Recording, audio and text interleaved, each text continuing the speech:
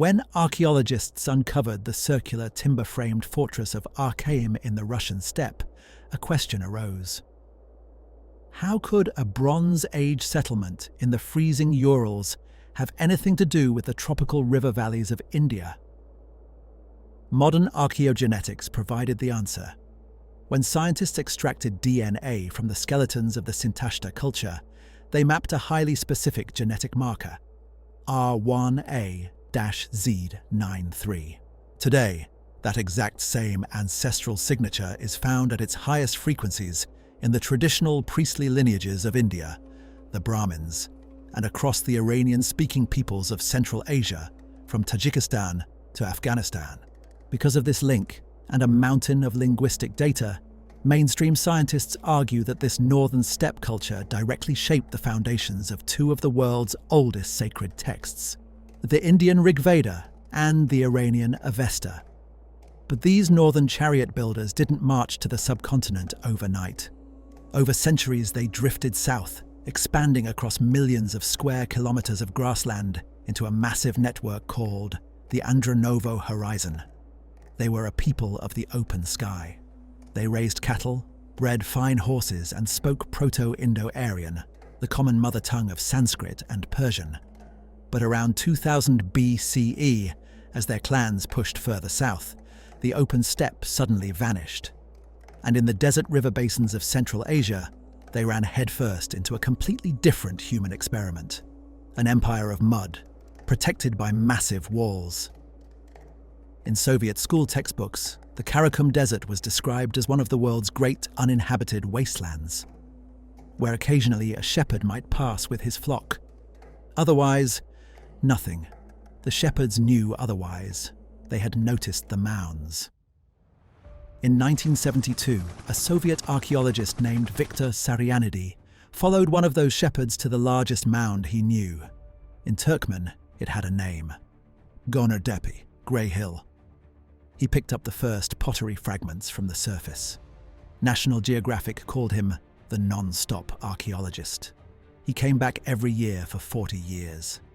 What he found under that grey hill would change the picture entirely. This was the world of the Oxus Civilization, flourishing in modern Turkmenistan and Uzbekistan from 2300 to 1700 BCE. These were not nomads. They were indigenous oasis farmers who grew wheat, traded with Mesopotamia, and built massive mud brick fortresses with high walls and watchtowers. The Andronovo nomads were about to encounter something they had no words for, but they didn't have to breach the walls to get inside. Excavating major Oxus sites like Gonur Depe, archaeologists noticed something strange in the later layers. Mixed in among the sophisticated, wheel-turned city pottery, they found crude, handmade fragments. It is called incised coarse ware, the unmistakable geometric fingerprint of the northern steppe nomads. Outside the walls, investigators found temporary Andronovo-type camps like Gonur 14. But soon, the steppe pottery began appearing inside the strongholds, sitting in the exact same archaeological layers as the city pottery. Harvard archaeologist Frederick Hebert proposed that these weren't raids. These camps were spaces where the two communities met to feast and negotiate. The nomads had something the city elites desperately needed: metals. The Oxus cities lacked mineral wealth. The steppe nomads controlled the vast copper and tin mines of the northern mountains. An economic partnership was born. The nomads brought raw tin and copper. The city gave them grain, textiles, and pottery. Some nomads never left. Along the Amu Darya River, we find Andronovo skeletons buried near newly built irrigation canals. Pastoralists who settled down and learned the technology of the Oasis. To understand the spiritual infection the steppe people caught here, you have to look at what was happening behind those walls. Step inside, and it was a sensory explosion. The ring of metalworkers pouring silver, the clatter of stone carvers, and the rhythmic thud of over 100 pottery kilns. Vivid narrative mosaics covered the walls, depicting griffins and mythical beasts in combat. And the people themselves looked otherworldly to a nomad. High-status women swept through the streets in tiered dresses that pooled at the ground, their hair woven into elaborate headdresses. The ruling class bore striking, sharp profiles, small faces with strongly projecting eagle noses and massive, prominent eyes. But it was their obsession with beauty that stood out. In almost every tomb, archaeologists found bronze mirrors, eye applicators, and cosmetic palettes with elegant serpentine handles. This wasn't vanity. As French archaeologist Gabriel Rossi Osmida noted, it was a ritual presentation of oneself before the divine and before death itself. Yet, nobody actually lived inside the central complex. It was a massive, highly organized sacred precinct reserved only for the priests. Every entrance was blocked by advanced water purification basins. And at the heart of this sacred city was an absolute obsession with fire. The economic foundation of the Oxus Civilization was metallurgy, and metallurgy is fire. The same element burning on their temple altars was the element that transformed crushed ore into gleaming bronze wealth. Fire did not just connect them to the divine, it created wealth from stone. Because of this, the line between industry and spirituality completely blurred. Sarianidi discovered special two-chamber ovens constructed so that the pure element of fire would never directly touch raw, sacrificial meat. This isn't just a ritual food rule, it is metallurgical logic applied to a kitchen. To cast pure metal without contamination from ash or fuel, you must isolate the fire and channel the heat with precision.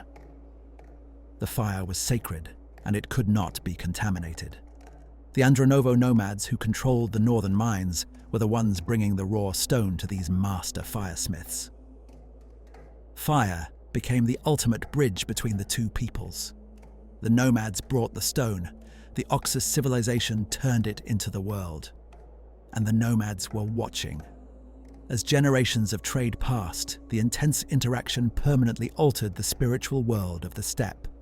In the later sacred texts of India and Iran, the Rigveda and the Avesta, two massive cultural pillars dominate: the construction of complex geometric fire altars and the worship of a sacred, mind-altering ritual drink called Soma.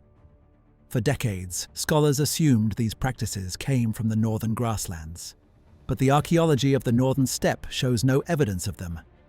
Instead, inside the Oxus shrines of Togolok 21, Sarianidi found monumental ritual complexes centered around fire worship, containing specialized vessels with traces of ephedra, poppy, and cannabis. Open the Rigveda. The entire 9th book is devoted to Soma, describing the plant stalks pressed between stones and filtered through sheep's wool. It is the exact same substance and the exact same preparation process, found preserved in the gypsum layers of the Oxus shrines. Linguists Alexander Lubotsky and Michael Witzel argue that the incoming Indo-Iranians didn't bring Soma from the north. They discovered it here, in the dark shrines of the desert oases. They adopted the local priesthood's fire altars and purification rituals, fused them with their own nomadic sky gods, and made them the core of their identity. Even the language of the steppe was transformed. Linguists have identified a massive block of shared words in both Sanskrit and Avestan that have absolutely no Indo-European roots.